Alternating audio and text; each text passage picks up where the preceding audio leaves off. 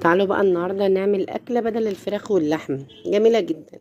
ده فول حراتي، نحطه كده نشوحه تشويحة في النار. أيوة، ده فيتامينات، ده فيتامين لحمة وفيتامين فراخ وفيتامين كل حاجة، كل حاجة غالية. احنا بقى نتصرف، ما هو قالنا بقى اللي يغلى ما نجيبوش، فبكده بقى يبقى كل حاجة مش موجودة.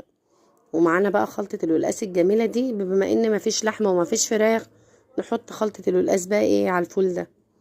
هنعمل في ايه بقى؟ نقلب بقى كده التشويحة دي. بصوا بقى ريحتها ما اقولكوش، تحفة. ايوه، ما هو اللي يغلى مش هنجيبه، بدل ما فيش بقى لحمة ولا فراخ. اتصرف، والجيش قالك اتصرف. معلش بقى عندي برد كده. خلاص اهو. تعالوا بقى ايه، نحط كمان معلقة نعزز الطعم بقى، نزود الفراخ واللحمة في الاكلة بتاعتنا. تعالوا بقى نعمل ايه. بقول لكم اللي يغلى ما نجيبوش.